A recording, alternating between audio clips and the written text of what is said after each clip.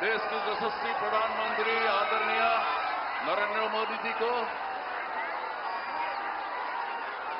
नरेंद्र मोदी जी जिंदाबाद, नरेंद्र मोदी जी जिंदाबाद, बीजेपी जिंदाबाद, एजीपी जिंदाबाद, एनडीए जिंदाबाद, एनडीए जिंदाबाद, एनडीए जिंदाबाद, बीजेपी जिंदाबाद, बीजेपी जिंदाबाद, नरेंद्र मोदी जी जिंदाबाद, नरेंद्र मोदी जी जिंदाबाद, नरेंद्र मोदी जी जिंदाबाद, बीजेपी जिंदाबाद, एजीपी जिंदाबाद, एनडीए जिंदाबाद। अभी हम स्वागत करने जा रहे हैं देश के यशस्वी प्रधानमंत्री परम आदरणीय श्री नरेंद्र मोदी जी को और आमार माननीय प्रधानमंत्री नरेंद्र मोदी डांगरियाक एखनी आमार अहोमिया परम्परागत चेलें चादरेৰে आदरणी जनाब भारतीय जनता पार्टी অসম प्रदेशर प्राक्तन सभापति तथा आमार এই विधानसभा निर्वाचन भवानीपुर हरभोग विधानसभा समष्टिर मरমৰ प्रार्थी रंजित कुमार दास डांगरियाय यार पिछते माननीय प्रधानमंत्री डांगरियाक एखनी परम्परागत आमार स्वाभिमान गामोचारे आदरणी जनाब অসম গণ পৰিষদৰ বৰপেটা জিলা সমিতিৰ সন্মানীয় সভাপতি গুণীন্দ্ৰনাথ দাস ডাঙৰীয়াই ইয়াৰ পিছতে এটি পৰম্পৰাগত জাপিৰে সম্ভাষণ জনাব মাননীয় ৰঞ্জিত কুমাৰ দাস ডাঙৰীয়া দলৰ বৰপেটা জিলা সমিতিৰ সভাপতি মহেন্দ্ৰনাথ দাস ডাঙৰীয়া আৰু গুণীন্দ্ৰনাথ দাস ডাঙৰীয়াই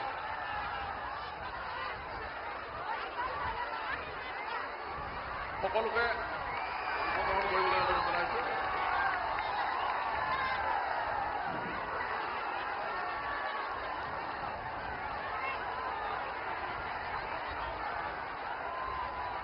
भाइयों बहनों, आज भारतीय जनता पार्टी का स्थापना दिवस है और इस अवसर में एक कमल के फूल के साथ आदरणीय प्रधानमंत्री जी को स्वागत करेंगे भाजपा के जिलाध्यक्ष महेंद्रनाथ दास डांगरिया।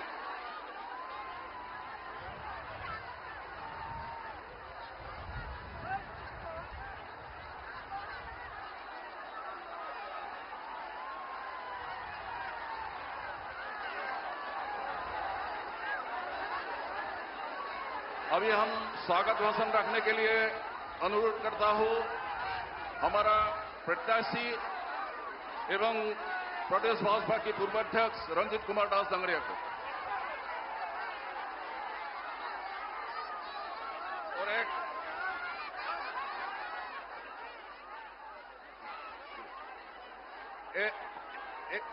एक सराय के साथ अभी स्वागत करते हैं Anup Barman, general secretary BJP Assam प्रदेश।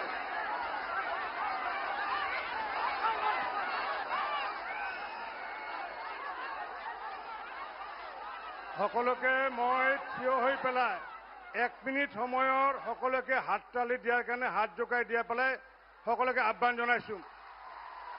আৰু পিছলৈ কয় লগত উৰুলো দিব, হাত জোকাই দিব, উৰুলো দিব, উৰুলো দিয়া, হাত জোকাই দিয়া। মাননীয় প্ৰধানমন্ত্ৰী ডাঙৰীয়া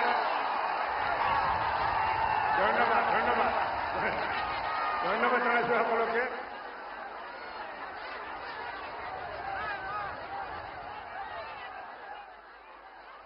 হব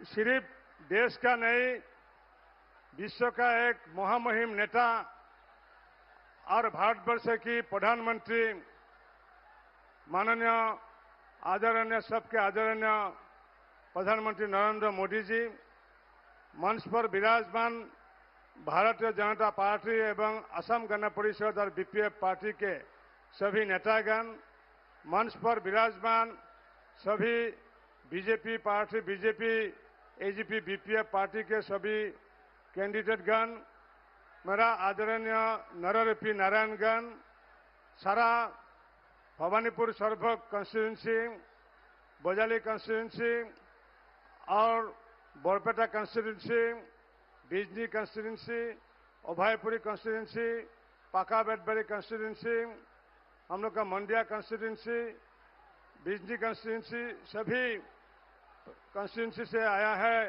मेरा आदरणीय नरपी नारायणगण। সকলোকে मैं धन्यवाद जनाइछु। ये फील्ड में इतना जगह नहीं है, लेकिन सारा सड़क लेकर के अभी 1 लाख नरपी नारायण आया है मोदी जी को भाषण सुनने के लिए।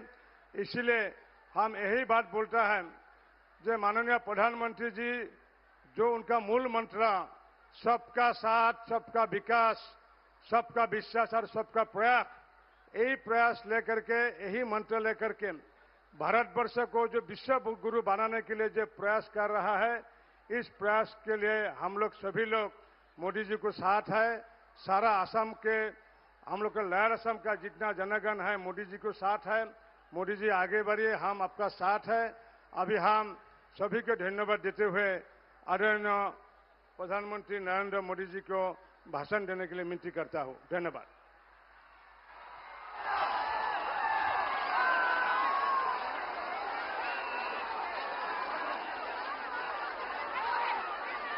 भारत माता की, भारत माता की, भारत माता की।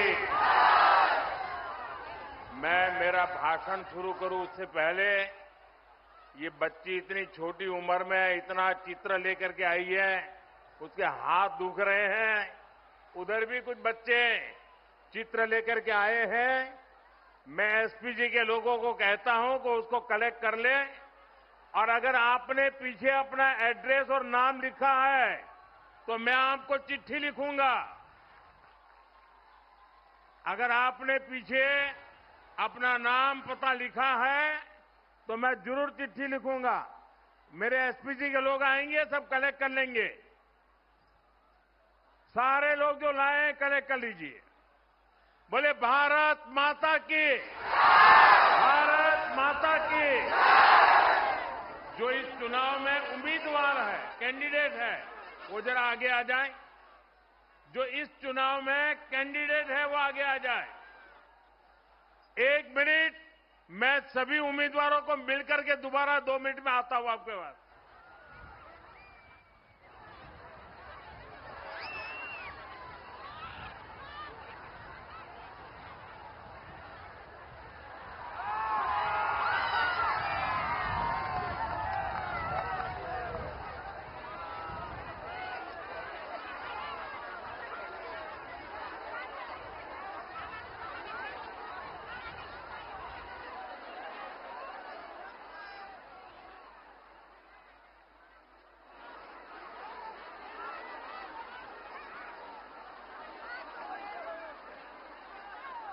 নামনির রাইজলৈ মৰম আৰু শ্ৰদ্ধা জনাইছো। अप्रैल का ये महीना बोहाग बिहू के उत्सव का समय है। आप सभी उत्सव की तैयारी में जुटे हैं,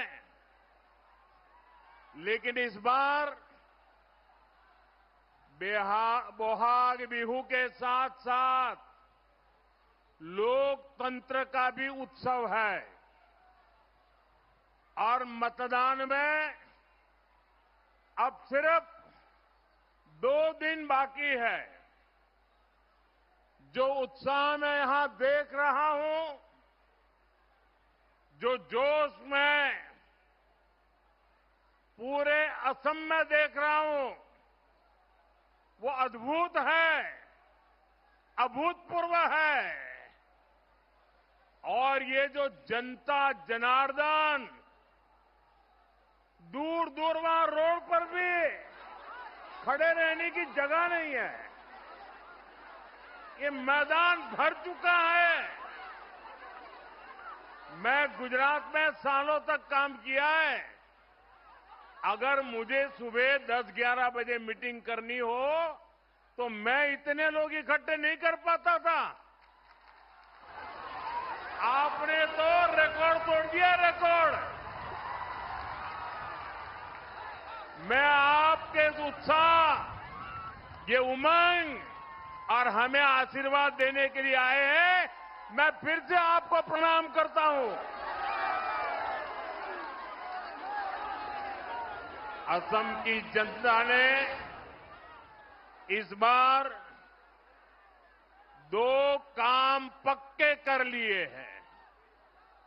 एक, असम में बीजेपी एनडीए सरकार की हैट्रिक लगेगी और दूसरा काम क्या है करने वाले, पता है आपको? पता है? मैं बताता हूं। और दूसरा काम जो होने वाला है, कांग्रेस के शाही परिवार के जो नामदार है ना, जो दिल्ली में बैठे हैं, असम के चुनाव के नतीजे के बाद उनकी हार की सेंचुरी का रिकॉर्ड भी असम के लोग ही बनवाएंगे। तो बीजेपी की हैट्रिक और शाही परिवार के नामदार की पराजय की सेंचुरी आज बारपेटा का एक जनसलाब एक ही घोषणा कर रहा है। आपको ये बार, आपको ये बार, आपको ये बार, आपको ये बार बीजेपी सरकार, आपको ये बार एनडीए सरकार। साथियों, आज भारतीय जनता पार्टी का स्थापना दिवस भी है। 6 अप्रैल आज भाजपा का स्थापना दिवस है। मैं देश और दुनिया में भाजपा परिवार से जुड़े सभी लोगों का, सभी कार्यकर्ताओं का अभिनंदन करता हूं, अपनी शुभकामनाएं देता हूं। राष्ट्र प्रथम के मंत्र के साथ हम सभी मां भारती की सेवा में जुटे हुए हैं। हमारा संकल्प देश को विकसित बनाना है, हिंदुस्तान को आत्मनिर्भर बनाना है और इसी संकल्प के साथ इस चुनाव में भी भाजपा आपसे आशीर्वाद मांग रही है।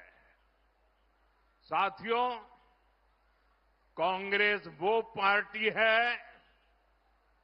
जो कभी दूरगामी सोच के साथ विकास के काम नहीं करती।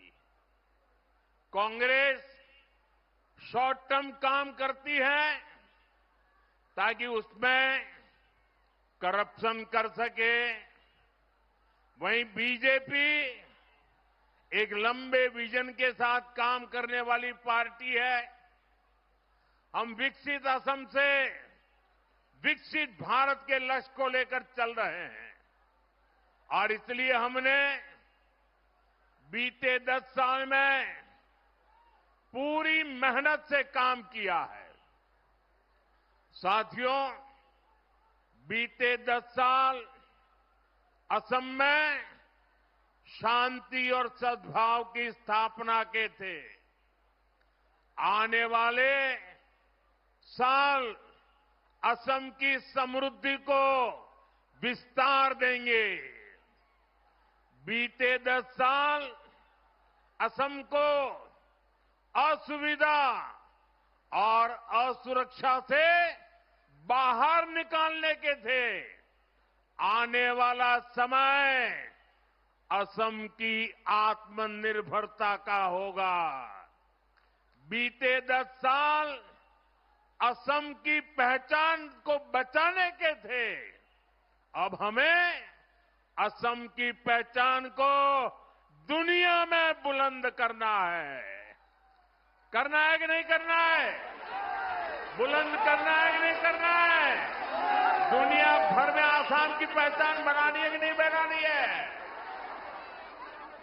आपका वोट इस बार विकसित असम के निर्माण की नींव को मजबूत करने वाला है। और साथियों, आप सब जानते हैं, भाजपा जो कहती है वो करके दिखाती है।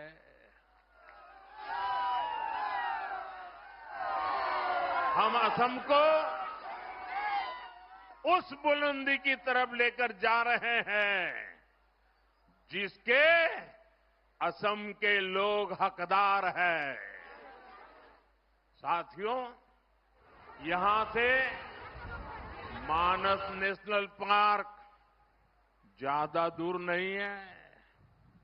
मां कामाख्या का आशीर्वाद इस पूरे क्षेत्र पर है। यहां आस्था और अध्यात्म से जुड़े बड़े स्थान है। असम में जैसे जैसे कनेक्टिविटी सशक्त हो रही है, यहां टूरिज्म का भी विस्तार होता जा रहा है और इसका फायदा पूरे असम को होगा। साथियों, असम का हमारा एक क्षेत्र खार भात के लिए जाना जाता है और मैं सभी धान किसानों को एक खुशखबरी देना चाहता हूं। अब यहां से जोहा राइस, जरा मेरे किसान भाई बहन, ये आपके लिए बता रहा हूं। हमारे इस क्षेत्र के किसान जो जोहा राइस पैदा करते हैं ना, वो जोहा राइस की खुशबू अब यूरोप में भी फैलेगी। हाल में ही असम का जोहा राइस इंग्लैंड और इटली को एक्सपोर्ट होना शुरू हो गया है। ये असम के सभी धान किसानों की मेहनत का सम्मान है। यहां हमने जो जोगी गोपा में मल्टी मॉडल पार्क बनवाया है, वो भी इस क्षेत्र के किसानों का सामर्थ्य बढ़ा रहा है। वहां ऐसी सुविधाएं हैं जिससे किसानों की फल सब्जी और अन्य उपज सुरक्षित भी रहती है और एक्सपोर्ट में भी बहुत सुविधा होती है। साथियों, देश के जिन 1-2 राज्यों में उंगली पर गिन लो इतने से ही कम, सिर्फ 1-2 राज्यों में ये कांग्रेस की सरकारें बची हैं। वहां कांग्रेस कभी जनता के बीच अपना रिपोर्ट कार्ड लेकर नहीं जाती, जबकि बीजेपी सरकार साफ नियत से जनता को बताती है कि हमने जनता की सेवा के लिए क्या किया। हमारी बीजेपी एनडीए सरकार किसानों की समृद्धि के लिए क्या कर रही है। मैं आपको इससे जुड़े कुछ आंकड़े बताना चाहता हूं। ये आंकड़े आप याद रखोगे? भाई ये बच्चा कब से खड़ा है, ये चित्र भी जरा ले लीजिए, इसके हाथ डूब जाएंगे। जरा एसपीजी के जो लोग लेकर के ले लीजिए। बेटा ले लेता है, हाथ नीचे रखो, थक जाओगे बेटा। बहुत बहुत धन्यवाद बेटा, इतना बढ़िया चित्र बना के लेके आए हो। आप नीचे हाथ रखो, ये एसपीजी के लोग आकर के ले लेंगे बेटा। ये छोटे छोटे बच्चे, मुझे कभी ऐसा लगता है उनके हाथ थक जाएंगे। जरा एसपीजी के लोग ये ले लीजिए जल्दी। साथियों, साल 2013 में जब केंद्र में कांग्रेस सरकार थी, तब धान का एमएसपी मात्र 1300 रुपये प्रति क्विंटल था। यह आंकड़ा आपको याद रहेगा। हमारी बीजेपी की सरकार बनने से पहले जब कांग्रेस की सरकार थी, तब यहां धान के किसानों को एमएसपी कितना मिलता था, याद रहा आंकड़ा? प्रति क्विंटल 1300 रुपया। कितना? जरा बोलिए सब लोग, प्रति क्विंटल कितना? प्रति क्विंटल कितना? और आज कितना मिलता है पता है? आज धान का एमएसपी करीब 2370 रुपये। और असम की बीजेपी एनडीए सरकार अपनी तरफ से भी इसमें वृद्धि करती है। यानी धान किसानों की कमाई कहीं अधिक बढ़ रही है। 2014 से पहले के 10 वर्षों में जब कांग्रेस सत्ता में थी, तब देश के धान किसानों को एमएसपी के सिर्फ 4 लाख करोड़ रुपया मिले थे। कितने? 4 लाख करोड़। कितने? अरे जोर से बोलिए ना, कितने मिले थे? ये कांग्रेस के पापों की बात करनी है। कितने मिले थे? लेकिन 2014 के बाद 10 वर्षों में हमारी सरकार ने धान किसानों को 4 गुना अधिक 16 लाख करोड़ रुपए एमएसपी के रूप में दिए हैं। उनके 4 लाख करोड़ और हमारे साफ है कि कांग्रेस कभी धान किसानों का भला नहीं कर सकती। साथियों, कांग्रेस की सरकार तो किसान के हक का पैसा भी बिचौलियों को लूटा देती थी। हमारी सरकार सीधे किसान के बैंक खाते में पैसा जमा करती है। पीएम किसान सम्मान निधि से असम के किसानों को अब तक 7,500 करोड़ रुपये, उससे भी ज्यादा मिल चुके हैं।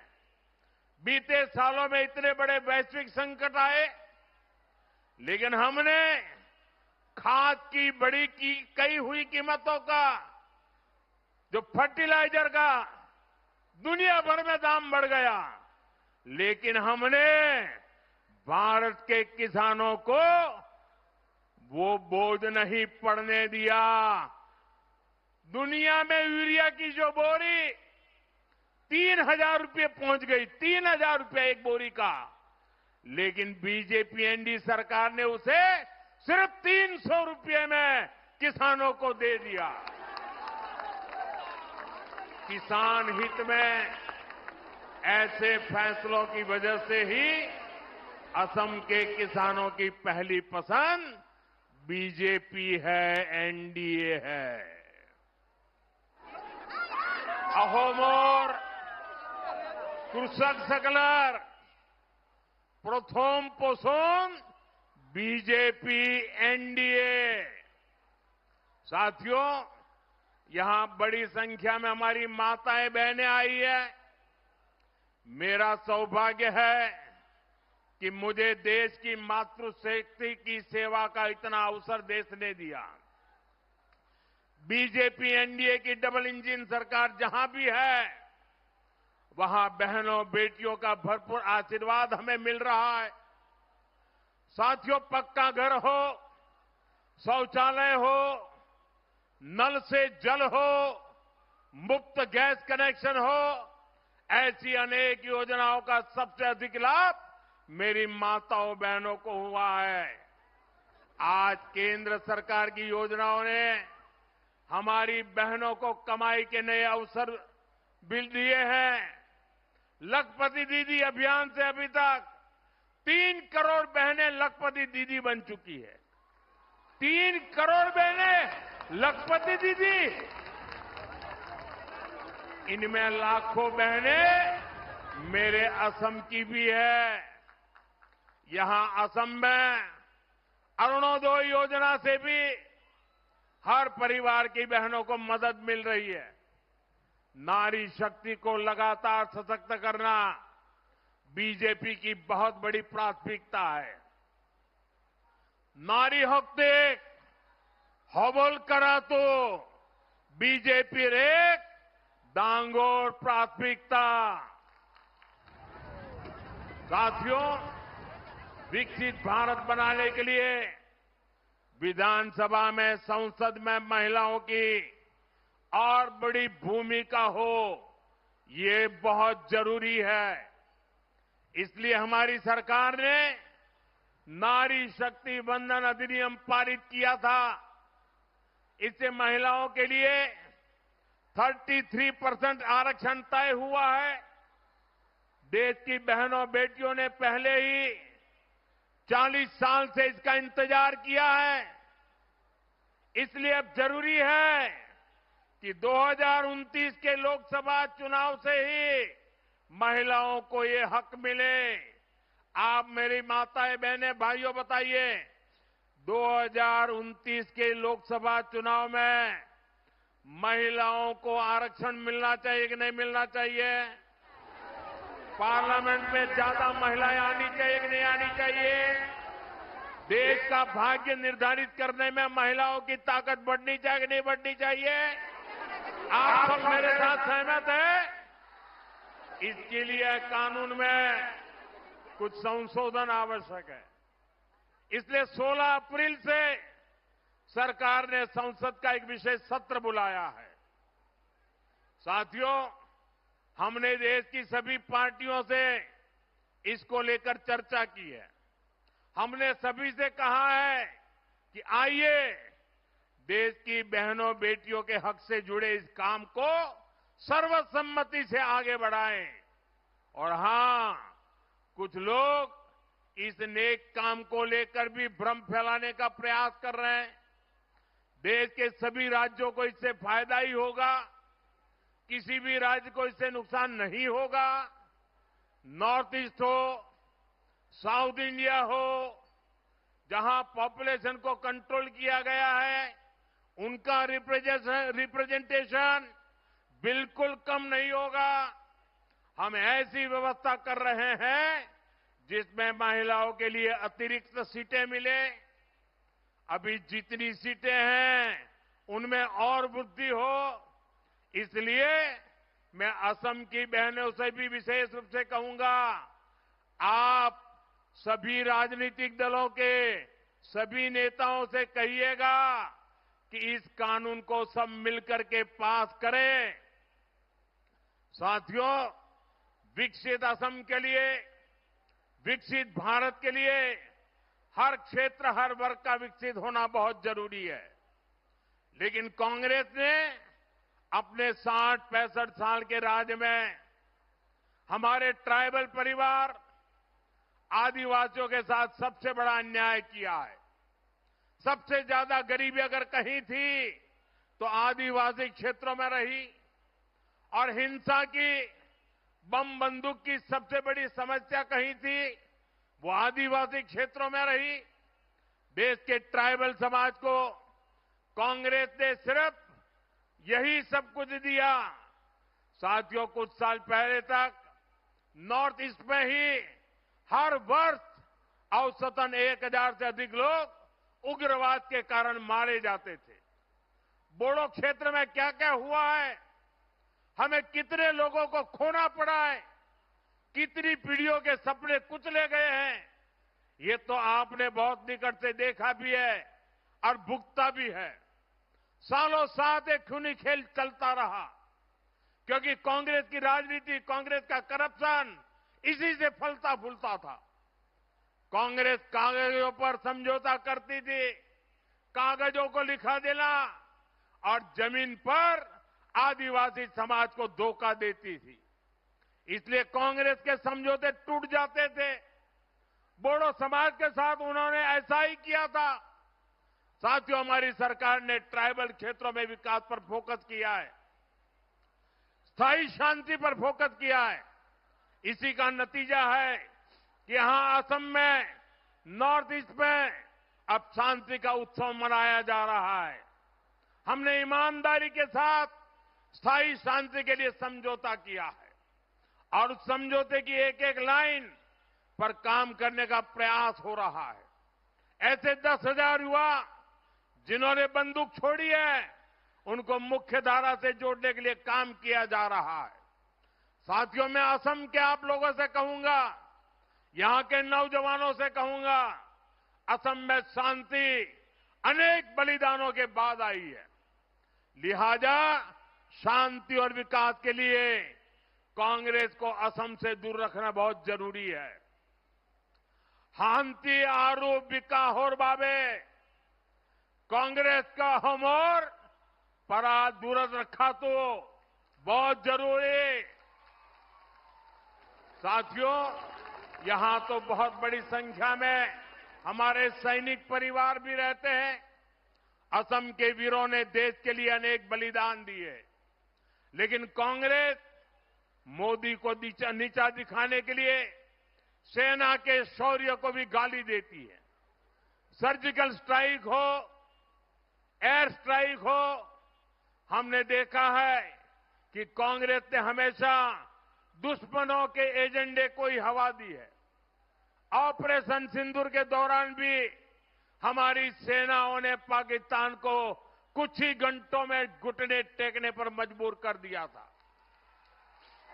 लेकिन कांग्रेस ने वही गीत गाया जो पाकिस्तान ने लिखा था, जिसकी धुन पाकिस्तान ने तैयार की थी और जो पाकिस्तान को पसंद है। कांग्रेस नेताओं का ये पाकिस्तान कनेक्शन हमेशा देश पर भारी पड़ता है।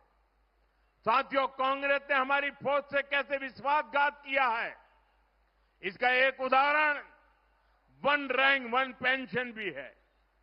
कांग्रेस ने मेरे फौजी भाइयों को दशकों तक ओआरओपी से वंचित रखा। कांग्रेस सिर्फ 500 करोड़ रुपए दिखाकर झूठ कहती थी कि ओआरओपी लागू करेगी। ये बीजेपी एनडी सरकार है जिसने ओआरओपी का लाभ मेरे फौजी परिवारों को दिया, और अब तक 1,24,000 करोड़ रुपए से ज्यादा, यानी करीब करीब 1.25 लाख करोड़ रुपया ओआरओपी के पूर्व फौजियों को उनके खाते में जमा कर दिया गया है। साथियों, सत्ता के लिए कांग्रेस कुछ भी कर सकती है और असम को इसका बहुत नुकसान हुआ है। हमारे बोडो समाज की हुदुम पूजा और कोज राजवंशी समाज का बाथो, ये प्रकृति, संस्कृति और आस्था के तालमेल का शानदार उदाहरण है। बारपेटा का तो हमारे पवित्र सत्रों की भूमि भी कहा जाता है। श्रीमंत शंकर देव जी, माधव देव जी, दामोदर देव जी, हरिदेव जी, ऐसे गुरुओं की परंपरा पूजनीय है। ये हमारी आस्था है, लेकिन कांग्रेस ने तो हमारी आस्था को भी घुसपैठियों को सौंप दिया था। हमारे पवित्र सत्र की हजारों बीघा जमीन पर कांग्रेस ने घुसपैठियों को कब्जा करने दिया था। यहां बरपेटा सत्र की बहुत बड़ी जमीन भी अवैध कब्जे में थी।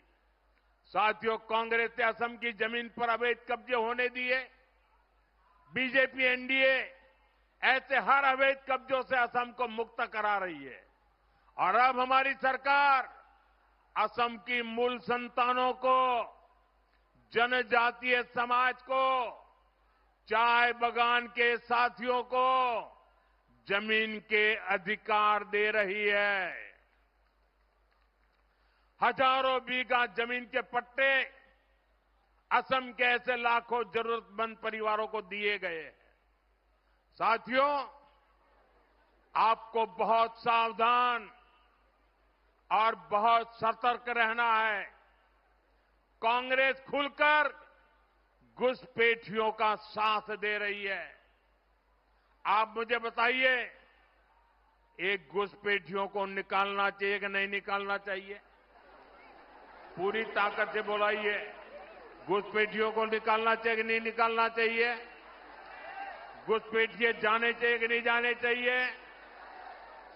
कांग्रेस अवैध कब्जे के खिलाफ कार्रवाई का विरोध कर रही है।